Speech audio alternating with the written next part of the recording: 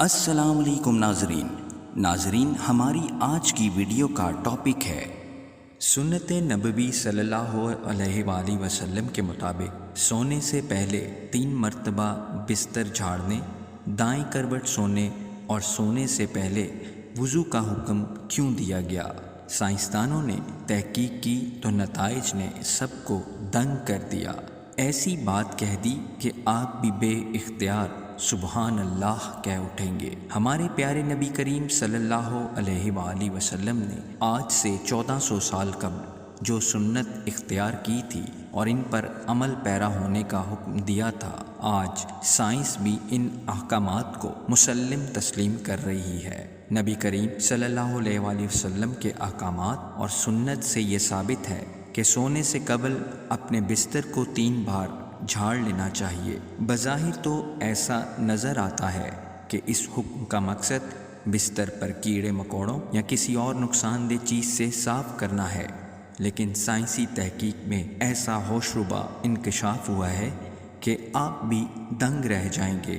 Science کے مطابق انسانی جسم میں میٹابولزم کا عمل 24 گھنٹے جاری رہتا ہے، جس کے باعث ہر پل سینکڑوں نئے سیل بنتے اور پرانے ٹوٹتے ہیں۔ حیران کن بات یہ ہے کہ سونے کے دوران جسم میں ٹوٹنے والے سیل بستر ہی پر گر جاتے ہیں، جو انتہائی چھوٹے ہونے کے سبب نظر نہیں آتے۔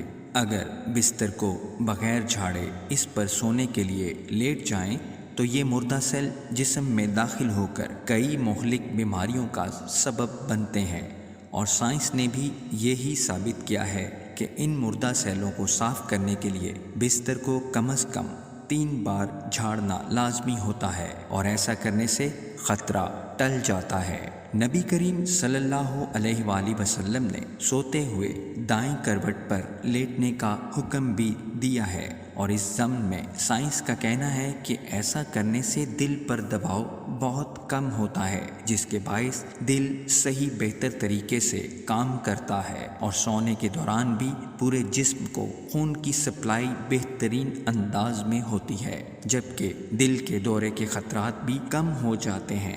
اس کے علاوہ دائیں کروٹ پر سونے سے معدہ بھی اوپر کی جانب ہوتا ہے، اور اسے رات میں کھائی جانے والی غذا کو ہضم کرنے میں آسانی ہوتی ہے۔ رات سونے کے دوران معدے میں موجود غذا اچھی طرح ہضم ہو جاتی ہے، جس کے باعث انسان بیدار ہونے پر خود کو تر و تازہ محسوس کرتا ہے اور تیزابیت بھی نہیں ہوتی۔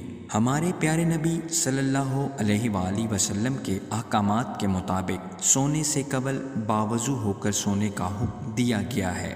عشاء کی نماز سے قبل دانتوں کو مسواک کرنے یا برش کرنے اور پھر باوضو حالت ہی میں سونے کا حکم موجود ہے۔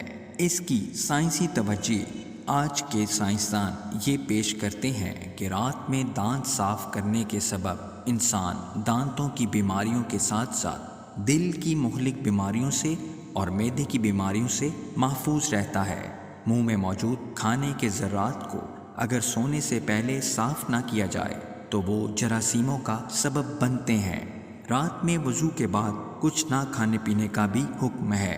اس کا مطلب یہ ہے کہ سونے سے قبل جب انسان وضو کرتا ہے تو اپنا مثانہ پیشاب سے خالی کر لیتا ہے، جس کے سبب انسان گردوں کی بھی کئی بیماریوں سے محفوظ رہتا ہے۔ اللہ پاک سنت کے مطابق ہمیں سونے کی توفیق عطا فرمائے، آمین۔ ناظرین، امید کرتے ہیں کہ آپ کو ہماری آج کی ویڈیو پسند آئی ہوگی، تو اسے لائک کیجیے اور چینل کو سبسکرائب کر لیجیے۔ شکریہ۔